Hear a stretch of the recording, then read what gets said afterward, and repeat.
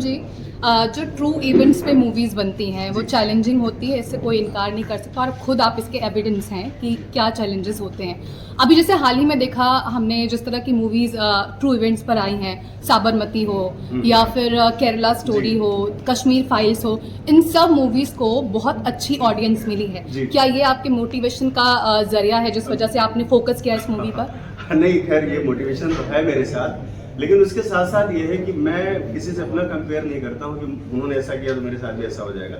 ये मेरा अलग तरीका है, मैं अपने पैटर्न पे काम करने वाला आदमी हूँ। आप इसके पहले भी एक और फिल्म आई थी गोधरा कांड पर, लेकिन वो फिल्म का रिस्पॉन्स नहीं रहा होगा, तो इसका मतलब ये नहीं कि वो निर्माता लोग सोचे कि नहीं हमें फिल्म नहीं बनाई, उन्होंने बनाया और सफल करके दिखाया। तो मुझे लगता है कि हर एक दिन एक नई चीज़ है। अगर मैं नई चीज़ें लेके आ रहा हूँ लोगों के सामने तो लोग पसंद करेंगे। हम किसी से कंपेयर नहीं करते, हाँ, लेकिन ये ट्रू इवेंट्स है तो मुझे लगा इस पर काम करना चाहिए। इससे पहले कोई वामपंथी आके चीज़ों को खराब करे तो मैं अपने तरीके से मैं जिस तरह से एक देश का जिम्मेदार नागरिक हूँ, उसके साथ साथ अगर मैं फिल्म मेकर हूँ तो मेरी जो जिम्मेदारी बनती है वो मैं लोगों के सामने अपनी जिम्मेदारी से पूरी तरह से खराब करूँ। आपने बोला कि ये मूवी आपकी तमाम जो पॉलिटिकल एजेंडा है उससे दूर होगी, लेकिन क्या आपको लगता है ट्रू लव स्टोरी बनाने के समय आप जो मणिपुर में चल रहा है उसको डिस्क्रिमिनेट कर पाएंगे, दोनों को अलग करना मुमकिन है ऑन स्क्रिप्ट? हाँ, ये चैलेंज है आपने जो कहा ये, और इस चैलेंज को मैंने एक्सेप्ट किया है। और मेरे ख्याल से आप जब फिल्म देखेंगे तो आपको लगेगा कि आपने जो आज बात कही थी वो मैंने उसको पूरा किया। और ये बड़ी जिम्मेदारी है, आपने जो सवाल उठाया है ये सबका सवाल ही होगा आने वाले समय में। तो ये जिम्मेदारी है मेरे ऊपर और मुझे लगता है कि मैंने हमेशा चैलेंज को एक्सेप्ट किया है और मैं अच्छा करने की पूरी कोशिश करूँगा ताकि आपके सवाल का जवाब मेरी फिल्म के जरिए मिल जाए। अच्छा, तमाम नए चेहरे यहाँ पर हैं, हम देख रहे हैं स्टारकास्ट में, तो क्या एक नई फिल्म, एक नया कंसेप्ट जो ट्रू इवेंट्स पर है, ऐसे में क्या स्टारकास्ट नई रखना ज़रूरी है क्योंकि फिल्म टाइपकास्ट ना हो जाए इसलिए? दरअसल मेरी फिल्म का जो मुद्दा होता है वो फिल्म का हीरो होता है। तो मेरी फिल्म की कहानी और मेरा जो सब्जेक्ट है वो सबसे बड़ा हीरो है। और उसके बाद अगर मैं कहीं मार्केट में निकलता हूँ लोगों के पास तो लोग बोलते हैं भाई डर लगता है, लोग डरते हैं, रेड से डरते हैं। अभी कोई भाग रहा है, कोई किसी को धमकियां आ रही हैं तो लोग बोलते हैं भाई इस मुद्दे पे मैं काम नहीं करूंगा। तो कोई भी बड़ा एक्टर हमारे साथ काम करने के लिए तैयार नहीं होता है। तो लिहाजा हमें अच्छे मंजे हुए थिएटर के कलाकार और ऐसे लोग जो चाहते हैं कि नहीं मैं करूंगा, मैं कर सकता हूँ, मुझे डर नहीं किसी चीज़ का, तो मैं उनके साथ काम करना पसंद करता हूँ क्योंकि वो मेरे साथ एक जैसे हम लोग आर्मी में लड़ाई करते हैं उस तरह से मेरे साथ इन्वॉल्व होते हैं और हम एक युद्ध की तरह से उसको जीतते हैं। तो मेरे लिए नए लोग और उनके साथ काम करना ज़्यादा कंफर्टेबल हो जाता है बिकॉज अब बड़ा स्टार कास्ट आएगा तो बड़ी चीज़ें होंगी, बड़ा डिस्टर्बेंस होगा। और मेरे पास देखिए मैं तो छोटी छोटी चीज़ों को इकट्ठा करके एक बड़ा बनाता हूँ। मेरे पास कोई फंडिंग विदेश से तो आती नहीं है, मेरे पास कोई वामपंथियों की फंडिंग नहीं है, ना मुझे कोई सरकार मुझे पैसे देती है। मैं अपनी चीज़ों मेरी हैसियत उसमें मैं बेस्ट से बेस्ट करने की कोशिश करता हूँ और the diary of West Bengal इसका सबसे बड़ा एग्जाम्पल है, आप कभी भी देख सकते हैं। अमित जी, मेरा सवाल अगला आपसे है। सनोज जी ने बोला कि स्टारकास्ट नहीं रखते हैं क्योंकि काम करना आसान होता है और चैलेंजिंग है बहुत। आप अपनी पहली मूवी करने जा रहे हैं, ऐसे में इतना चैलेंजिंग रोल चूज करने के पीछे क्या वजह है?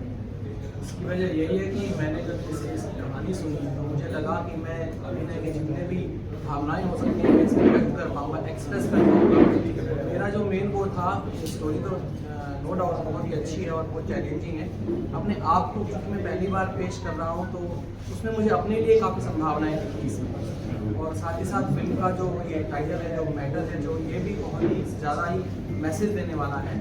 और अभी तो मतलब इतना ही मेरे को इस कारण से बस मैडम के ही सवाल को अमित जी मैं आगे बढ़ाना चाहता हूं कि भाई जब हम करियर की शुरुआत करते हैं तो चाहते हैं कि कुछ ऐसा लैंडमार्क हो, कुछ ऐसी बड़ी चीज़ हो जो हमारे लिए ताउम्र यादगार है। आपने शुरुआत ही सनोज मिश्रा जी के साथ की है। पिछली इनकी सारी फिल्में आप उठा के जब देखते हैं तो इनके खिलाफ कई सारे FIR हैं। ये भाई साहब खुद सिक्योरिटी में घूमते हैं, इन्हें सुरक्षा दी जाती है। पिछली बार ये इतनी फिल्म से परेशान हो गए थे कि ये गायब हो गए थे और नेशनल मीडिया में वो सुर्खियाँ बनी। ऐसे डायरेक्टर के साथ करियर की शुरुआत करना सही फैसला है? देखो, जीवन में किसके साथ क्या होना है आगे सब कुछ, मेरा तो ऐसा मानना है, मुझे विश्वास है कि इस प्रकार अगर डर के जिएंगे तो हम कुछ नहीं कर पाएंगे। मुझे अवसर मिला, मुझे कहानी अच्छी लगी और इनका भाग्य इनके साथ है, मेरा भाग्य इनके साथ है, ईश्वर सबके साथ है। मैं आस्तिक विश्वास भी रखता हूँ तो मुझे कोई भय नहीं किसी प्रकार का। मैं अच्छे से इस मूवी को करना चाहता हूँ और बहुत बढ़िया तरीके से काम होगा। अरे सर, लेकिन जब FIR होती है तो एक के नाम नहीं होती, 2-3 के नाम होती है। तो जो चिंता भविष्य में होने वाली है उसके लिए मैं अभी से क्यों परेशान हूँ? तो आगे सनोज जी, पिछली बार जब आपने पेन उठाई डायरी लिखने के लिए वेस्ट बंगाल पश्चिम बंगाल के लिए, तब आपके खिलाफ एफआईआर में नाम लिखा गया, आपको पुलिस ढूंढ रही थी, आप एक तरह से कानून के शिकंजे में फंस रहे थे, उसके बाद बहुत सारी चीजें हुई। आपको डर नहीं लगता? आप खतरों के खिलाड़ी बन चुके हैं, फिर से एक बार आपने पेन निकाली है डायरी लिखने के लिए मणिपुर, और मैं दावे के साथ कह सकता हूं कि इस बार आपने फिर से एक बार आग में हाथ डालने की कोशिश की है। सर एक्चुअल में मुझे जब लगा कि नहीं चलो अच्छा, सब लोगों ने जिस तरह से मुझे मोटिवेट किया कि मुझे काम करना चाहिए फिर से, तो वही दारू, ड्रग्स और क्लब पब ये सब चीज़ें मेरे दिमाग में आती नहीं कभी। मुझे पता नहीं क्यों समझ में नहीं आता, मुझे लगता है कि हम समाज को गलत दिशा दे रहे हैं। और जो डायरी जो मैंने उठाई है, तो मुझे लगा कि देश के उस विषय पर मैं बात करने जा रहा हूँ जिस पर लोग बात करने से घबराते हैं।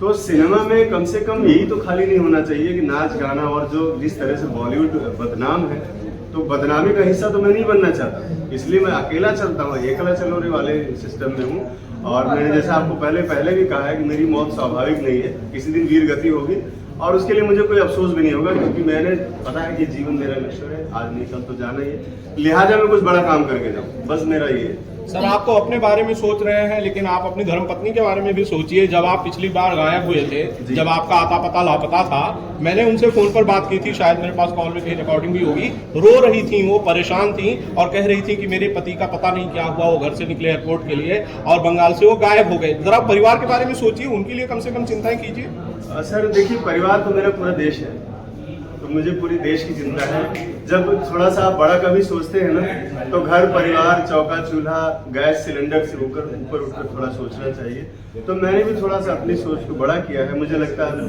पूरा देश मेरा परिवार है, अगर कहीं से कुछ तकलीफ है, किसी को दुख है, मेरा परिवार जी रहा है, वो जीता रहेगा। और किसी के रहने और ना रहने से कुछ खत्म नहीं होता है, किसी के मरने जीने से कोई सिस्टम बदलता नहीं है, सब दुनिया ऐसी ही चलती रहती है। लिहाजा आपका जो कैलकुलेशन होगा, आपका जो जाना जाएगा, आपको खाली आपके कर्मों की वजह से जाना जाएगा। और इंसानी कमजोरियां होती हैं फैमिली में, परिवार है, माँ बाप हैं, बच्चे हैं, सब चीज़ें हैं, उसके साथ साथ देश भी है। तो मुझे लगता है कि देश सर्वोपरि है और परिवार चलता रहेगा मेरे ना रहने के बाद भी उसी तरीके से चलेगा।